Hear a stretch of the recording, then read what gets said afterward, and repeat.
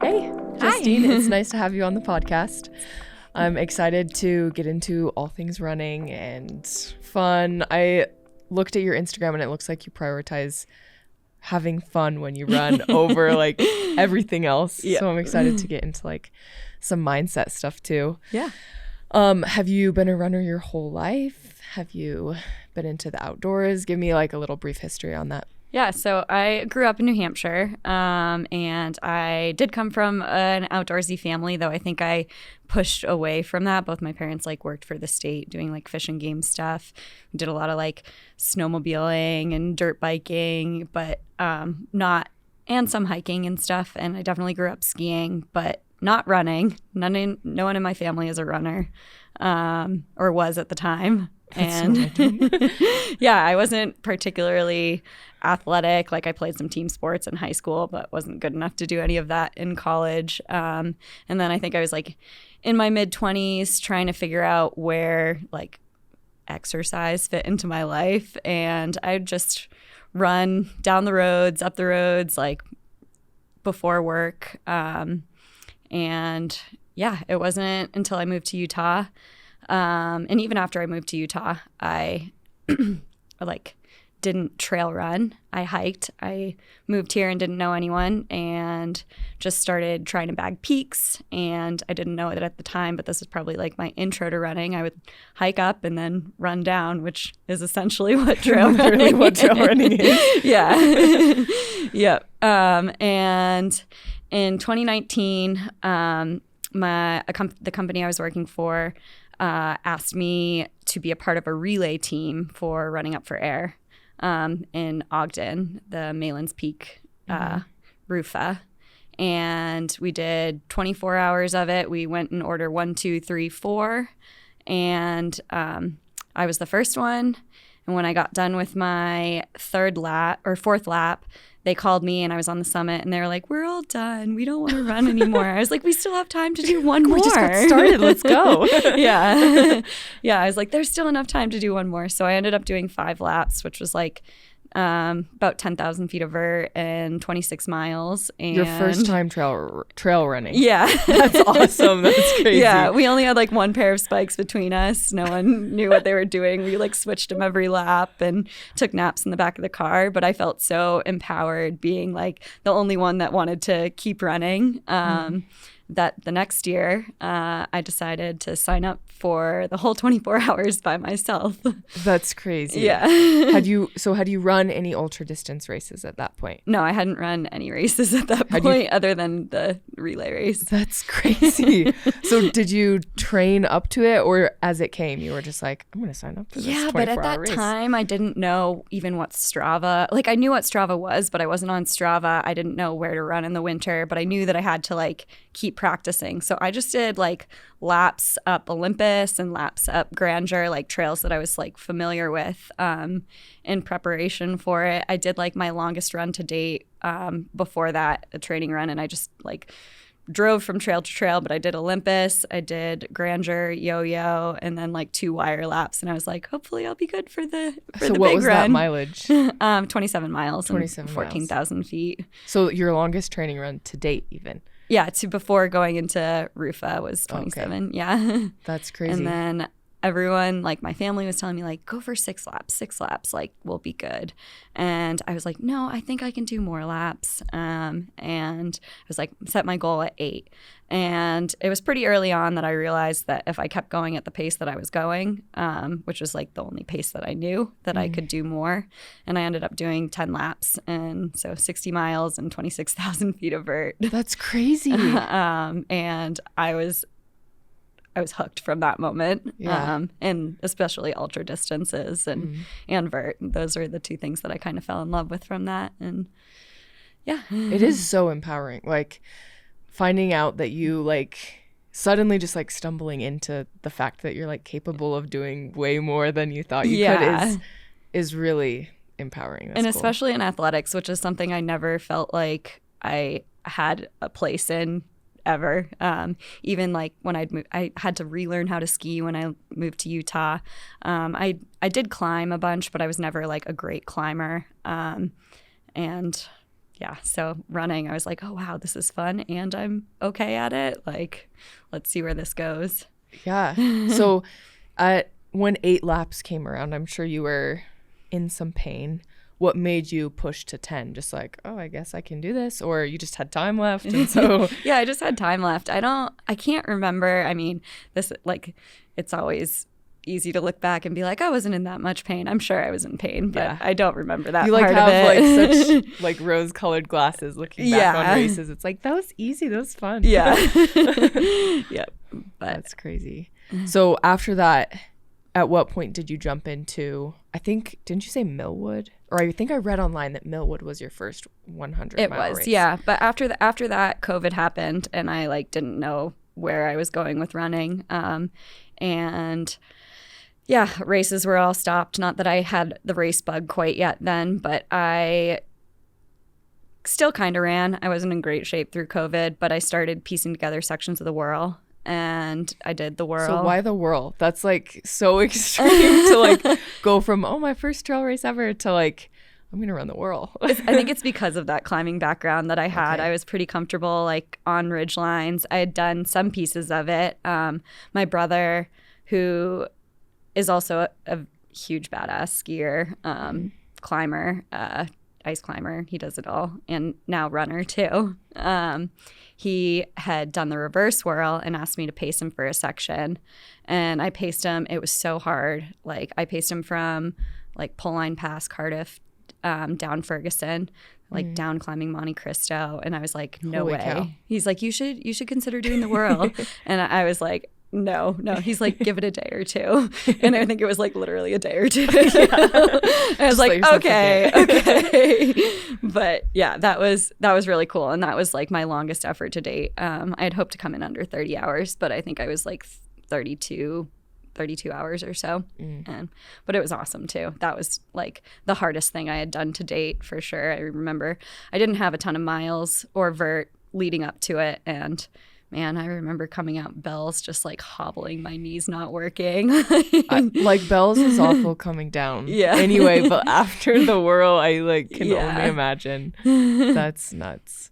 So hardest part of the Whirl for you, were there any difficult pieces where you like thought of quitting, or no, I didn't. Was it just go? Yeah, it was just go. I did have a friend who was pacing me, and he remembers this very traumatically, but we did pull a pretty big boulder coming off of oh really?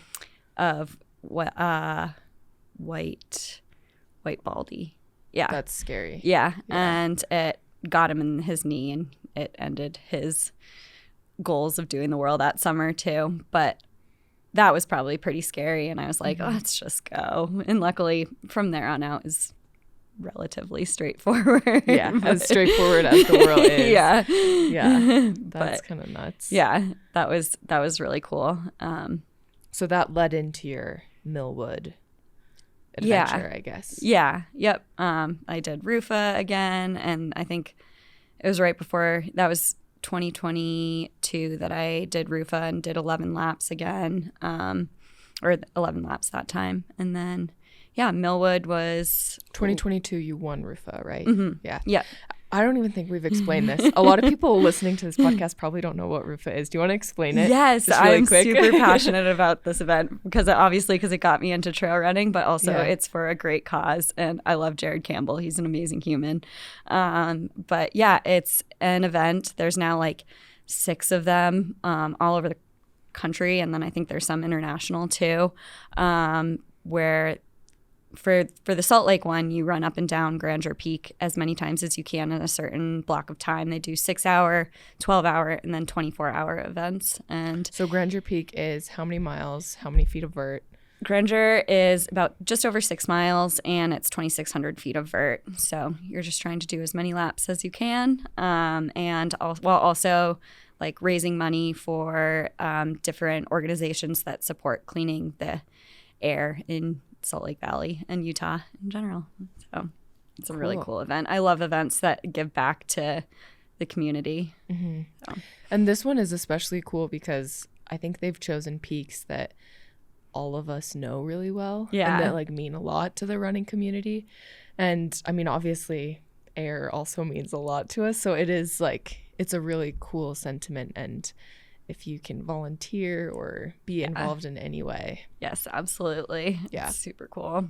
So when you won first in 2022, was that expected? Were you like training to win, or what happened there? I had pretty good training. I had convinced a lot of my friends to join and run. And so I think there was a part of me that felt like I had to show them how fun and cool this event was, because I know a few of them were kind of regretting their decision signing up for it. So I was like, see, look, it's fun and easy. Although my last lap did not look fun or easy.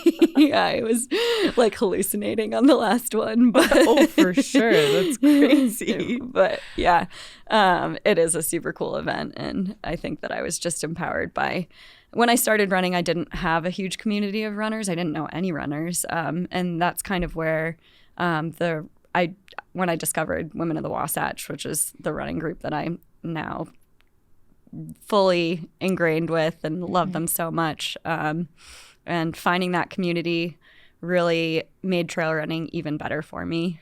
Like a group of women that we all push each other, and they're total badasses, and yeah, we just have a good time. Yeah, it is like the coolest, I don't know, group of girls. I've had a lot of people reach out to me since I started the podcast, especially like women in this area, and be like, well, where can I like find people to run with? And I always like send them the Women of the Wasatch page, just because I've never heard someone go and hate it. Yeah. You should start a chapter down here. I know, we actually should. But yeah. So you had a lot of Women of the Wasatch friends with you. Were they like pushing you? Were you specifically racing any of them? They came out and cheered for sure. Yeah. And it was great to see their faces. And just like at that point, the RUFA community had like, it becomes a part of you. Like you see everyone training, you're like, oh, hey, like what distance are you doing, or what time frame are you doing this year, and it's super cool. Like I'm stoked that people that do it once keep coming back, and it is like a family. So, and that's I love awesome. That Women of the Wasatch has become a part of that. Yeah, you guys do an aid station, right? Not there. Not there. Okay. But we volunteer, lots of volunteer time, and I'm stoked to see my friends on the summit this year, next weekend. I know, good luck next weekend. Thank you. This podcast will probably release afterwards, so everyone should go check out how you do. Okay, so after you did RUFA, that was 2022, you did the 24-hour event, and you did like 63 miles, right? 64? I think it was like 67 miles, and it was like just barely Everesting, which is like a good goal for anyone who wants to. That's very cool. Yeah, I think it's just over 29,000 feet, so I hope to do that again this year, but we'll see. That's great. Yeah. So what did that lead to for the rest of the year for you? I took a break after that. I think I was like pretty burnt out. I had spent a lot of time in the winter, and I was just needed a break, and then on a whim signed up for the Scout 50 miler. Like I think I emailed the race director like 2 days before, and I was like, is there still room for me? And I ran that, and it was fun, and it was easy, and it was no pressure, and I loved it. And then that was kind of the theme of 2022, was signing up for races last minute. Just for fun. I signed up. I did Tushers again last minute. I had done that also in 2021, and I love that race too. It's super cool. That range is very special. If anyone wants to really get out there, Tushers is a cool place to go. But yeah, so back in 2021 when I ran it, I kind of ran it with the goal of if I felt really good at the end of it, that I wanted to try Millwood. And then in 2021, I broke my collarbone like 2 weeks after, like the day after. I was like, okay, I'm going to start planning and run Millwood this year, and then broke my collarbone two days later. So it didn't end up happening in 2021. But and then I had entered the Wasatch 100 lottery and got in 2022. But my friends got married that same day. So, so I was like, I kind of like played around like, could I run Wasatch and then go to a wedding? But I ended up just dropping out instead, not to ruin their day and also not to hobble around a wedding. That kind of sounds miserable. Yeah. But so when I dropped out, I decided that like Millwood was the goal. And so I spent a lot of time dragging friends out on recon missions, like or just my dog out for the sections that I wasn't familiar with, because I definitely heard that there were some spicy sections. So let's pause really quick. We did talk about Millwood on an earlier episode of our podcast, but do you want to give just like another brief description of what the Millwood is? Yeah. It's another Jared Campbell creation, like the Whirl, and it's 100 miles or just over 100 miles and 36,000 feet of elevation, and it starts up Neffs, and then you go into Mill Creek, and then over to Big Cottonwood, and then over to Little Cottonwood, and then back over to Big, and then back over to Mill Creek, and you end at the Salt Lake Overlook Trailhead. So it's a really cool route. There's a lot of route finding, and there's like some scrambling and a lot of bushwhacking if you want to stay. Some of the trails have changed since Jared first made it, but I stayed except for maybe getting lost in one spot, pretty much exactly on track for all of it. Which I mean, route finding, scrambling, all of that's super fun. Bushwhacking is super fun during the day when you only have like 4 or 5 hours under your belt. Yeah. But when you've been running for like 2 days, it becomes like actually crazy. Yeah. I was very grateful that like the trickier sections I did both in the day and I had practiced before. So they were so much easier the second time around. So did you practice the whole thing before you went to do it, or were there pieces that you hadn't run before? There were pieces that I hadn't run. Honestly, I'd never been like that far up Neffs, and there were certain parts of Upper Mill Creek that I had never been on, and it was cool to kind of see some new spots in the Wasatch. But for the most part, I'd done like all of it. That's awesome. So when did you start your Millwood? I think I started reconning in I ran it in late September, and I think I started just piecing the section together kind of last minute. I would say August. That's super last minute. Maybe it was late July. I can't remember. Yeah, that's crazy. I guess you were trained up to run Wasatch, so you had some 100-mile training under your belt. And coming off of Tushers, I felt like that was as soon as Tushers ended, I was like, okay, let's go and figure this out and see if I can do it. And then I had never really put together like a time chart for when I've always just gone out and we'll see how I do. But for this one, I was like, okay, if I have to plan all the aid and food, and I've got to give people an idea of where to be and when. Yeah. Because I chose to have pacers for the whole thing. So from the very start, and I had all women pacers. That's so cool. That's so cool. It was really amazing to see how everyone showed up. I probably had more than 30 people from start to finish there to support and help. And my amazing fiance, who hates crewing and still comes out and does it for me. That's what they're for. Yeah. And so I stayed pretty true to my time estimates. I was a little bit ahead for most of it and never really behind, but I ended up finishing at just about exactly the time I had planned, which was just under 45 hours. Which is insane. Yeah. That's insane. Yeah. Have you run any 100-mile plus distances since then? I've done 200s since You've done 200s, okay. Both races. How did that compare to the Millwood then? Because I guess 200s are longer than that, but 48 almost hours of running. Yeah. It's crazy. Luckily, both my other 100s have been shorter since then. But the first one felt really fun. It felt really special. Just the different style of it too. Since then, I've come to like races more, but I really liked that style of it at the time, and it fit what I wanted to do perfectly. It was So why the pull to more of a personal project, self-supported route rather than a race? Just because the Millwood was special to you, or what I guess drew you there? I guess the Wasatch in general is special in that it's right in my backyard, the ease of just having people right there. Whereas some of the races, there's a whole lot you can't just do it whenever you want to, whenever it feels right. Like for this, I could just do it when I felt ready. So there's a lot of flexibility in that, and choosing when you want to do it and who you want to be around. Yeah. As someone who feeds off of people around me's energy, sometimes races can be overwhelming because you're and like, I don't super know competitive. But when you're just racing against yourself, it's like, it's a cool feeling, you know, like yeah, no one's going to come save me if I drop this rock or whatever, you know. I like that feeling too. Yeah. That it's on you. That's cool. And I think the fact that you had 30 women come out and just like be there, like totally speaks to, I just met you, but I think it speaks to who you are and like how you make people feel. And I mean, it is inspiring to go watch someone do cool things. So that's awesome. That's really cool. Yeah.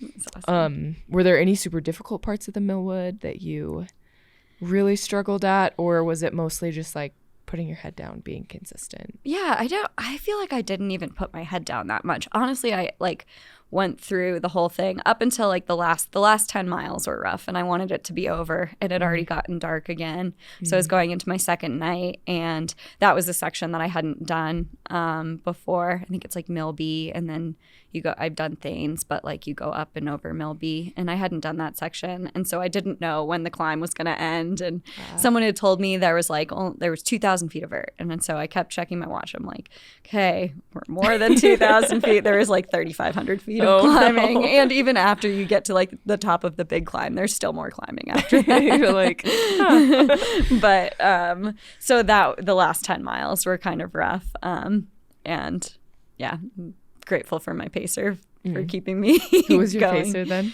Joe Saab. She's paced actually paced me to the finish of all 300s. Oh, really? That's awesome. Yeah. What about her is motivating to you? Or like, what does she do to push you to the finish? Well, she just said like, just keep going, you know, it's gonna end soon. You know, you'll be so happy. I think I was hallucinating at the end of Millwood too. I kept thinking I saw my dog, who was supposed to come meet me at the end, but they had taken a wrong trail. Oh, really? They went up the overlook, and I was coming down Thanes. But there must have been like a trail camera or something. There was something in the woods like blinking green that looks just like his collar. I was like, that's Nigel. That's Nigel. She's like, that's not Nigel. Like, please don't go towards Nigel. Nope, it was not Nigel. That's hilarious. But I was pretty sure it was. Yeah, you said you've hallucinated a few times. Yeah. What's your weirdest And that's kind of what like got me into these like big things. I listened to some podcasts where it was Kelly Halpin. She's also an amazing runner, where she talked about like the crazy places you go on these big adventures, and she loves self-supported stuff, and I think that's kind of also what inspired me to do this style, because the crazy places you go, when you are so deep in it that you like don't know what you're looking at, and sometimes when you look at something and you're like, that's not real, but my brain is telling me it's real, like I wanted to go to the well. So finishing Millwood, how did that feel? What did that look like for you? Were all 30 girls there? No, okay. I mean, I finished at like 1:40 in the morning, but there were people that I didn't even expect to be there. They had like set up a toilet paper like flag for me to run through, and I ran through the toilet paper, and I had cried when I got to Alta, because that was like the point where I knew I was going to finish. And yeah, I didn't cry at the end. I was too depleted. You're just like, let's go sleep and eat. Yeah.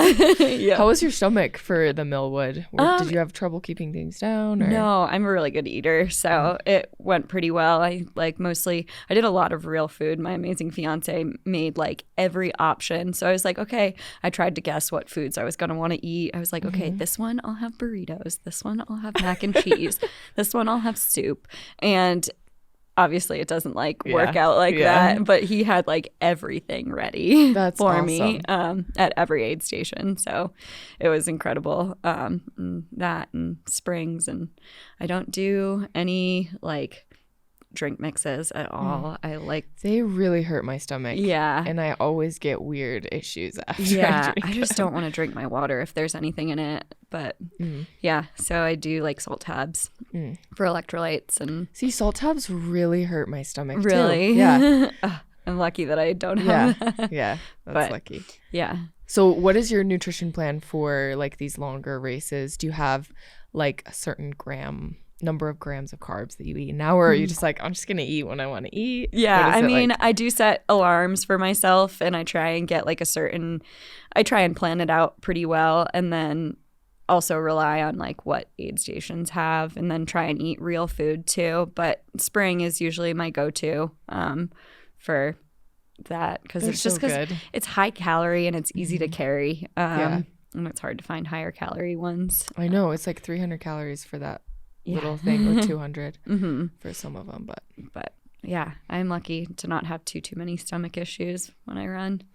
And how did hydration go for you? Did you have any issues there, or pretty smooth? Pretty smooth, yeah. Have you ever had issues with nutrition or hydration? Not with nutrition or hydration, really. I think that there are times, like I would say for my RUFA, where I did not eat enough. I still don't know how. I can't remember what I did for my first RUFA. I'm like, how did I eat enough? Like I didn't even know. I didn't know what I was doing, and I still managed to be okay for that. But yeah, I have had a pretty good luck with nutrition just working for me. Oh, I did mashed potatoes in a soft flask for Millwood. Ooh, that's smart. Yeah.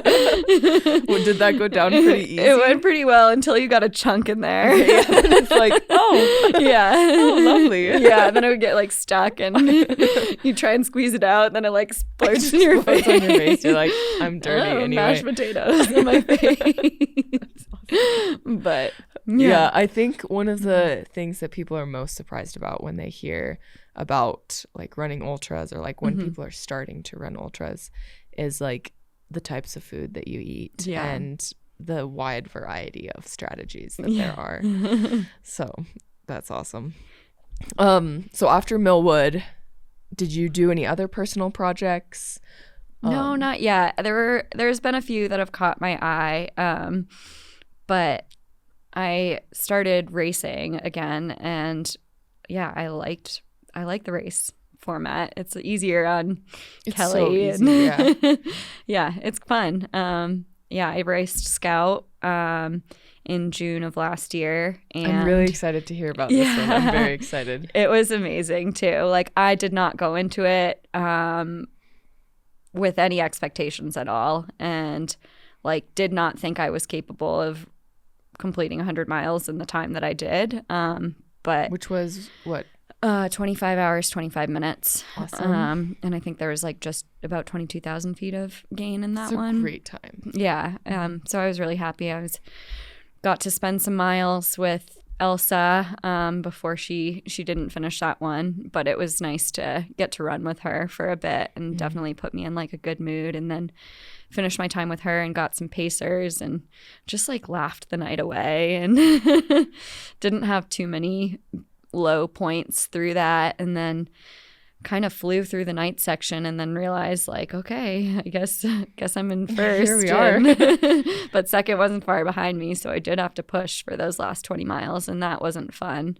There's some big climbs in the end, but having done the 50 miler, I knew exactly what was coming, and I really think that helped awesome. Me for that. But yeah, that also is a very special race with an amazing race director, and everything that they're doing to push women in the sport of running is super impressive. They're working to get childcare for training for women who want to enter training, and awesome. for the race, and discounted entries for women. They're really trying to get 50-50 women-men participation so cool. in their races. So, and it's a cool local race in Pocatello, Idaho. And yeah, it's amazing. Yeah, this is a sport for women. Yeah. We are have such a huge capacity to do so well here. Yeah. And it's funner with more girls there yes. too. So I agree. So one thing I've been really excited to talk to you about, you posted something on your Instagram that I saw about Scout Mountain when I was just trying to decide what to talk to you about. And you kind of went through almost a mental checklist of like how you approached the 100 and like maybe little mantras you used for the first 20 miles. I love mantras. Yeah, talk to me about that. For the last few races I've done, I've really struggled to find one for them. I'll be like racking my brain the entire time. What is my mantra? But my first mantra that I ever came up with, I came up with it at my first Tushers 100K. And that was, if you don't stop moving, you just keep going. I love it. Awesome. When I picked up a pacer, I told her that and she's like, what are you talking about? I'm like, just think about it. Like, if you don't stop moving, you just keep going. And so I say that to myself like all the time. Especially when I want to like just lie down on a rock, which sometimes I do. If you don't stop moving, you just keep going. And I love that. But yeah, just words that you can say to yourself that get you moving or keep you going or make you smile, remind you why you're doing it. Like you sign up for it, you pay for it, you train for it, you do all the things to get you to the point where you are, and reminding yourself that you're doing it because you love it. Like I love every morning, my 5 a.m. runs. I'm a morning runner. So like I may not love getting up then, but I love the time that I get to spend watching the sunrise, and all of that leads up to the super fun moment where I get to be around other people and push myself and see how hard I can push myself. And So was there a specific mantra that you like really focused on for Scout Mountain? Scout, I'm trying to remember. You're like, that was almost a year ago now. Yeah. I can't remember what my Scout Mountain mantra was. Yeah, I don't think I had one for that one, but okay. Yeah, I'm also huge into mantras. I feel like I learned something new, not necessarily in like every like running goal that I have, but like in training for it. If that makes sense. And that's, I feel like, where I learn the most about myself is in the training. And if I show up on race day proud of my training block, then I feel like I can be happy with whatever happens, you know? Yeah. And there's so much that can happen in 100 miles. It's crazy. Yeah. Then learned that at I Am Tough. Yeah, talk to me about I Am Tough, all the blow-ups. Yeah, I Am Tough was tough. Do you want to explain what I Am Tough is? I Am Tough is another 100-miler. It was probably the biggest race that I had done. There were a lot of people, and everyone's out there for the 100. I don't think they do other distances for that one. But yeah, it's in McCall, Idaho. Beautiful course. And I started out even 8 miles in having a bad time. And I was like, this is not fun. The climbs I was so slow on the climbs. I felt just like I was dragging. I was passed by like dozens and dozens of people. I was like, this sucks. And I maintained that bad attitude, I think, until about like mile 42. My legs were already hurting. And I was like, how am I having such a bad time this early on? But then all of a sudden, like, I don't know what switched. I got to like, I love technical descents. That is my specialty. That's your jam. I think you've heard you say the opposite. I hate technical descents. Like every time I come to one, I'm like, I'm gonna throw up. This is the word. I'm never running again. I mean, I love vert, but I am not a fast climber, but I make up for it on the descents. And I think there was like a long, fun descent, and it clicked for me, and I took off and felt really good up and for the next 30 miles, and up to pacer and felt really good. And yeah, then I had an asthma attack. I moved my way up to second woman. And yeah, I was pushing hard, and it felt good. And I didn't even realize that I had an asthma attack, and then spent 4 hours slogging to find an inhaler before I found one, just before I was about to DNF at mile 87. Where did you find an inhaler? Face down in the dirt. You're like, no, I was literally like, I had my pacer, and she's like, you're having a bad time. Like, if you want to quit, like, we should just go back. Or she was more supportive than that. Yeah, she's like, you can do what you want to do. And I was like, no, I want to quit. I had my brother was racing that one, as well as some other friends. And I was like, if I quit now, I can go sit at the finish line, drink a beer, and cheer on my brother and my friend as they finish. And that sounded awesome. And I was very satisfied with that. And in that moment, a guy walks up and he could tell what was going on. And he said, bronchodilator? And I was like, yeah, what's a bronchodilator? Really which bad. apparently is another way to say inhaler. And I had an inhaler and used it, and it made it significantly better, but I feel like the damage to my lungs was already done. And I could breathe better, but not perfect. But I decided to walk it in. I mean, I'd paid for the race and I had plenty of time to finish, even walking at a 2 mile per hour pace. And yeah, walked the last 25 miles in. What was the recovery like after that with lungs and like the full asthma attack? I didn't have much of a voice. I had a lot of coughing. And I've heard like a bunch of other women actually reached out to me and said that they had an asthma attack as well, if not on that particular day, like on the same race and different days. It's a dusty course. And while I didn't notice it being terribly dusty, I definitely felt it in my lungs. And yeah, so I was grateful to have that validation. But yeah, the dust, and then coughing for the next week, and just my lungs eventually healed, and I had a pretty quick recovery after that. But I remember one time I had a really bad like allergy attack, I guess, and like I literally thought I was gonna stop breathing because my throat was so closed. But that took me like 3 weeks to feel normal again after that. Running 100-mile race and then having an asthma attack, I can't imagine that recovery must have been awful. Would you run it again? I would run it again. I do What would you change then? I probably wouldn't push that climb so hard. Okay.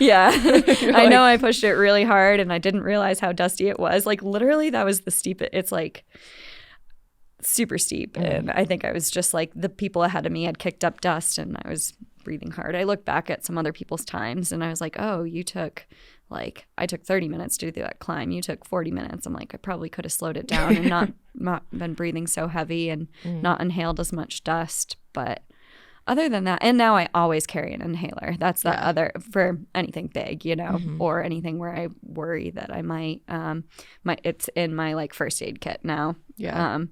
Because I feel like if I had it in the moment, it wouldn't have been nearly as bad. I probably could have run.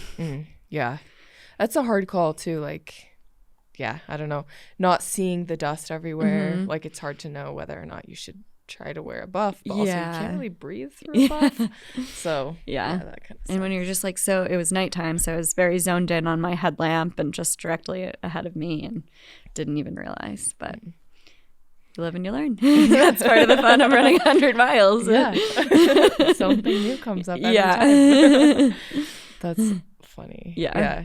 So since then, have you done any personal projects, any other races, or is RUFA kind of your next thing? Yeah, RUFA's my next thing. I've enjoyed taking some time off. I've had like some fun just running in the backyard, spending time with my family, and I'm excited for RUFA. So do you purposefully plan like not breaks in training, but like easier training months, or do you just kind of take it as the waves come? If that makes sense. I do take it as the waves come, because sometimes I'll finish a big thing, and especially if I like do really well, or if I don't do really well, then I get like the post big thing depression. And sometimes jumping right back into running helps me with that. I'm like, okay, I'm just gonna, I don't know, run away from it. You know? But if I can jump right back in, then usually I feel much better if I want to. But then sometimes I don't, it just depends. I try and give myself the time afterwards if I want it. For me, it's kind of hard to like know whether I want it or not, because like maybe this is just me, but like almost a little bit of guilt will set in. Like, why am I not pushing for something? Why am I not training for something? And then sometimes I'll just like try and do something just because I feel like I have to be. Do you experience that at all, or? Yeah, definitely. Yeah, if I don't end up running right away, I'll still end up signing myself up for the next thing or something. Yeah. You're like, okay. Or figuring out like what my next, something to look forward to. It always helps too. Yeah. Yeah, that does help. So with your mental game and running, this is also something I'm pretty stoked on talking to you about. Yeah. You've mentioned in a few different like race recaps stuff about self-belief, I guess. Yeah. With, like, I don't know, a lack of better way to say that. How do you feel like you give yourself like a good belief in what you're doing, in what your capabilities are? Yeah, I think definitely the people around me help with that. Like the women of the Wasatch, they're so supportive and so encouraging. But then like for myself, just knowing what I've done in the past and that I can still do it and I can do it again and I'm strong and capable.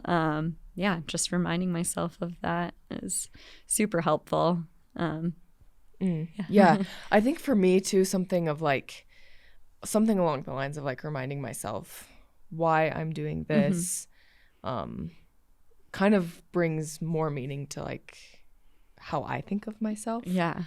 Is there anything that specifically you think holds you back mentally in races?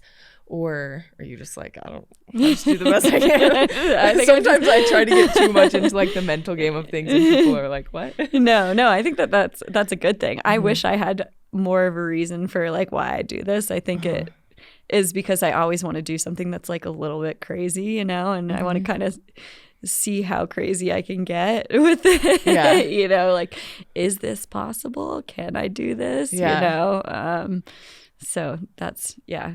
Like you kind of said with your first RUFA ever, like the feeling like you are a little bit crazy for running the 5 laps or whatever, you know what I mean? Like it's fun to feel crazy sometimes.